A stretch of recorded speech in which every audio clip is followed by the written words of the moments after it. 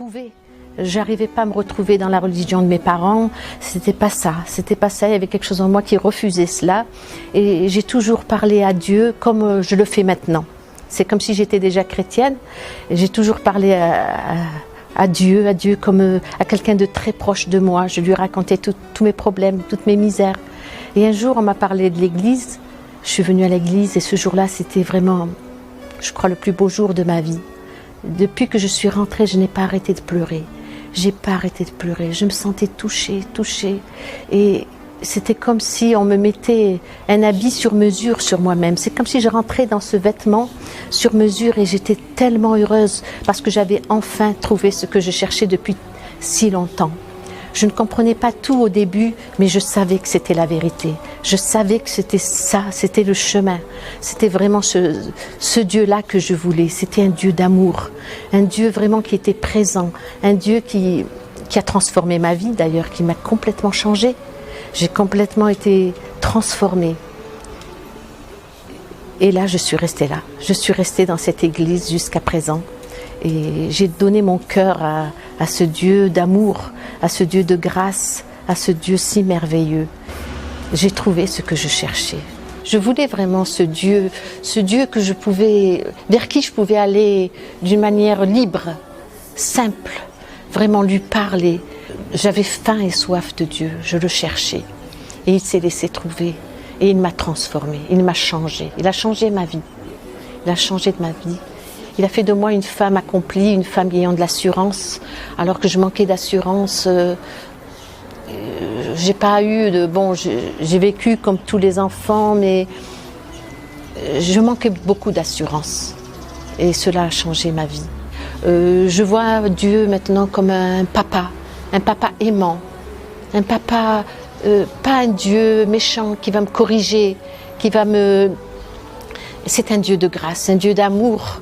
Même si je faute, il est là pour me pardonner. Il est toujours là pour me relever, pour me tenir par la main, pour me dire « Lève-toi, Rachida, je suis là, n'aie pas peur, continue, je suis à côté de toi. » Et là, cela m'a encouragée. J'ai affronté beaucoup de situations difficiles dans ma vie. Et grâce à Dieu. Parce que si je n'avais pas eu ce Dieu dans ma vie, je peux vous garantir que je serais à ce jour, je serais morte ou je serais peut-être en hôpital psychiatrique. Je serais devenue folle. Avec tous les soucis, je ne savais pas gérer mes angoisses, je ne savais pas gérer mes problèmes. J'étais dépassée. Maintenant, grâce à Dieu, j'ai repris confiance en moi, je sais où je vais, je sais qui je suis et c'est merveilleux. Dieu, il dit, il se laisse trouver par ceux qui le cherchent et je l'ai tellement cherché qu'il s'est laissé trouver par moi. Je suis si heureuse. Je sais aussi que bon, c'est lui qui vient vers nous, c'est pas vraiment nous, mais il m'a laissé le trouver. Je lui rends vraiment grâce. J'ai vraiment trouvé un papa plein d'amour, un papa vers lequel je pouvais aller à chaque fois que j'en avais besoin. Et j'avais pas besoin de rituels, je n'avais pas besoin de chercher le moment. Et c'était un papa rempli d'amour. Je pouvais courir dans ses bras chaque moment de la journée, de la nuit, tel que j'étais. Et il était présent.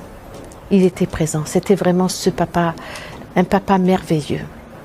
Et c'est ce que je ne connaissais pas avant. Je cherchais et je ne trouvais pas. J'ai quand même l'expérience de la vie. Je suis mariée, j'ai 3 enfants, je suis maman, je suis grand-mère et j'aime bien conseiller les sœurs, j'aime bien les exhorter, j'aime bien les encourager, leur donner des conseils. Elles viennent souvent me voir, elles m'appellent à la maison et ça m'encourage vraiment à le faire. Elles ont confiance en moi et ça, vraiment, ça me touche, ça me touche vraiment. Elles me font vraiment confiance. Et à chaque fois qu'elles ont des problèmes avec leurs enfants, dans leur couple, elles m'appellent ou bien elles viennent me voir à l'église. Voilà. Moi, je les encourage, je leur donne beaucoup de conseils. Voilà. Toujours avec la parole de Dieu, toujours avec la parole de Dieu. Nous en voyons tous les jours. Elles sont guéries dans leur âme. Et quand elles sont guéries dans leur âme, leur corps est guéri aussi. Plus de stress, moins de stress, moins de... elles ont confiance, elles savent. elles savent qu'elles peuvent compter sur Dieu. Elles savent qu'elles ont quelqu'un qui les entend et qui leur répond. Et elles l'expérimentent dans leur vie de tous les jours. Ce n'est pas des paroles en l'air. C'est vraiment, elles l'expérimentent et on le voit. Nous, on a suivi des femmes, on a vu vraiment la transformation. On a vu la transformation, on voit des guérisons du corps, de l'âme, de l'esprit, dans toutes les parties vraiment de notre être. Je voudrais dire que Jésus, c'est la solution. Il n'y a pas de solution ailleurs. Il est vivant, il transforme les vies, il change les vies. C'est du concret, c'est du palpable. Ce n'est pas des histoires. On l'expérimente tous les jours de notre vie. Il est là et je ne lui rendrai jamais assez gloire. Je ne serai jamais assez reconnaissante pour tout ce qu'il a fait dans ma vie. Et ce qu'il va faire encore, parce que je sais qu'il a des projets merveilleux encore pour moi. Je ne dirais pas que Jésus, c'est une religion. La religion, c'est...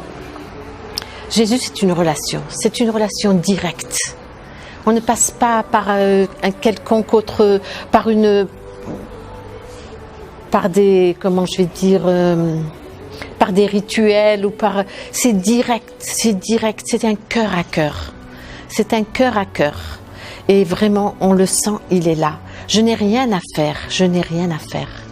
Je ne dois pas aller me laver, je ne dois pas aller le voir dans cette direction où il est partout, il est avec moi, il est en moi, il est autour de moi. Il est là, il est vivant, il prend ma vie en charge et je sais qu'il est là. Et je sais qu'il m'aime et je l'aime. Voilà, il n'y a pas de religion. La religion, vraiment, ça détruit. La religion, c'était rituel. Il n'y a pas de vie dans la religion. C'est la mort, la religion. Il n'y a pas de vie. Là, il y a la vie.